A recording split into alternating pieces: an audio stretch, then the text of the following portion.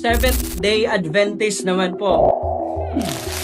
Sige, sagutin natin to. Alam nyo, marami sa ating mga kapatid na Seventh-day Adventist or SDA ay tapat, mababait, seryoso sa kanilang pananampalataya. Marami rin na nagtatanong, ano po ba talaga ang paniniwala nila? So mahalagang tandaan, hindi sila kulto. Naniniwala sila kay Jesus bilang tagapagligtas. Pero may ilang doktrina na kailangan nating itama ayon sa Biblia. Ano ang sinasabi ng Biblia sa Sabat worship? Totoo, ang Sabat sa lumang tipan ay Sabado. Pero ano ang turo sa bagong tipan?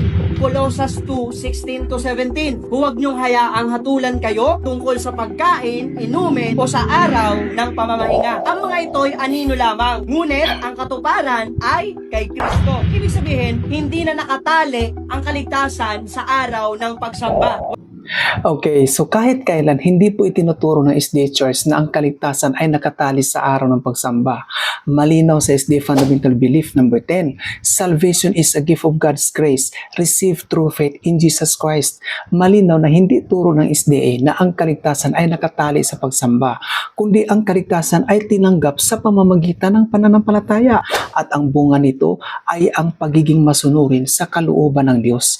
Kaya ang Seventh-day Adventist ay nanginili ng Sabat sa araw ng Sabado dahil yan ang utos ng Diyos. Mahirap naman sigurong sabihin natin tayo ay Kristiyano pero ayaw nating sundin ang utos ng Diyos. Tandaan natin na ang utos na ipangilin ang Sabat sa ikapitong araw o Saturday ay ang fourth commandment. Ito ay napabilang sa dakilang kautusan na ibigin mo ang Diyos. That's why Jesus said, "If you love me, keep my commandments." Kaya ang tunay na iglesia ay yung nagmamahal sa Panginoong Hesus. At ginamit din niya ang Colossians chapter 2 verse 16-17. Ngunit ang talatang ito ay hindi patunay na ang kautusan ng Diyos sa pagkain, yung Sabat sa Ten Commandments ay wala na. Ano ba ang background nito? Unang punto, bakit sinabi ni Paul na huwag ninyong hayaan na hatulan kayo ng sino man? Sino itong mga humahatol sa kanila?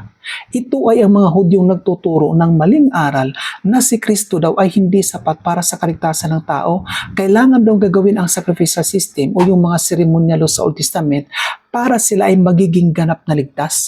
Kaya nilinaw ni Apostle Paul sa verse 16-17 na ang mga ceremonial laws ng pagkain, inumin at sabas ay anino lamang sa mga gagawin ni Kristo.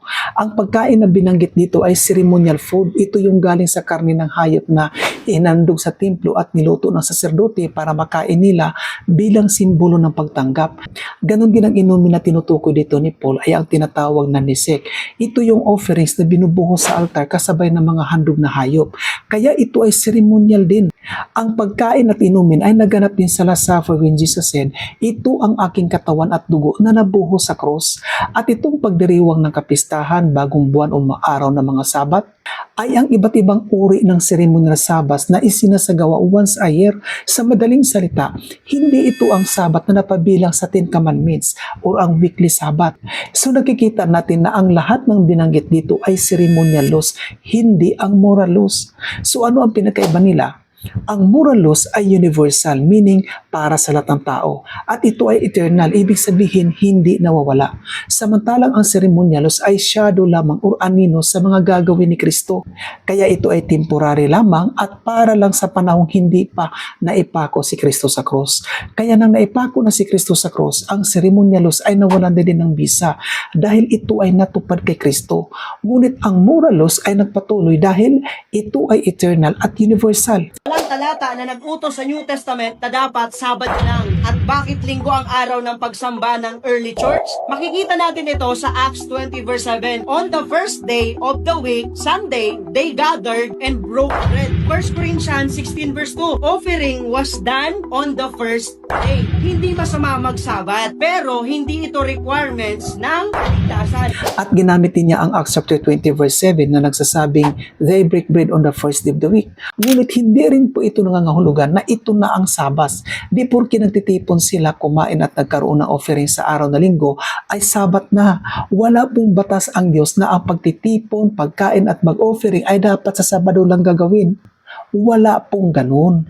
Malinaw ang utos ng Diyos na ipangili ninyo ang Sabat sa ikapitong araw o Saturday, but it doesn't mean na Sabado lang kayo magtitipon at sumamba. Dahil ang worship ay dapat araw-araw o dapat maging bahagi ito ng ating pamumuhay. Ngunit ang araw na Sabat ay dapat sa araw na Sabado dahil yan ang utos ng Diyos. Kaya ang mga ginagamit niyang talata ay hindi po patunay na wala na o hindi na required ang pagsunod sa kautusan ng Diyos. Kaya sa New Testament sila Paul, Peter, and John, lahat ng mga disipulo o mga tagasunod ni Kristo ay nangingilin ng Sabat sa araw na Sabado. Ang kanilang pagtitipon sa ibang araw o araw na linggo ay hindi nila itinuturing na Sabat o araw ng pangingilin. Sa wikang Griego, yan po ay miaton sabaton o unang araw mula sa Sabado, after the Sabat. So itinuturing ba nila na Sabat ang araw na linggo? Hindi. Ang pangingilin sa araw na linggo ay nakaugat yan sa paganong paniniwala ni Emperor Aurelian noong 274 AD. Pinupromote niya ang pagsamba sa araw na linggo para sa kinikilala nilang Diyos ng araw na si Sol Invictus. Ngunit nang dumating ang 364 AD sa Council of Laodicea, Canon 29, ay ipinag-utos nilang pahalagahan ng araw na linggo at huwag nang ipangilin ang Sabat. Kaya mula noon hanggang ngayon, ang majority ng mga Kristiyano sa buong mundo ay sumasamba sa araw na linggo. Ngunit ang Seventh-day Adventist ay patuloy na sumunod sa utos ng Diyos na ipangilin ang Sabat sa ikapitong araw dahil ito ang bunga ng kanilang pananampalataya at pag-ibig sa Diyos. So bakit walang utos sa New Testament na ang pagsamba ay sa araw lang na Sabat? Dahil ang pagsamba ay araw-araw, hindi lang sa araw ng Sabat. Ano pinagkaiba nila? Ang daily worship ay ang ginagawa natin araw-araw sa panalangin, pagbabasa ng Bible, at devotion kasama ang pamilya. Pero ang Sabat ay itinakda ng Diyos bilang holy convocation, isang banal na pagtitipon sa tuwing araw na Sabado. Ibig sabihin, pupunta tayo sa isang lugar upang sama-samang magsamba gaya ng ginagawa nila ni Jesus at ng kanyang mga alagad. Pangalawa, ang Sabat ay ang tanging araw na ginawang banal ng Diyos upang ating ipangilin, kaya hindi ito maaring ilipat sa ibang araw. At pangatlo, ang pangingili ng Sabat ay utos ng Diyos, hindi ito suggestion, at ito ay napabilang sa dakilang kautusan na ibigin mo ang Diyos. Kaya ang pagsunod nito ay out of love, not by force. That's why Jesus said, "If you love me, keep my commandments."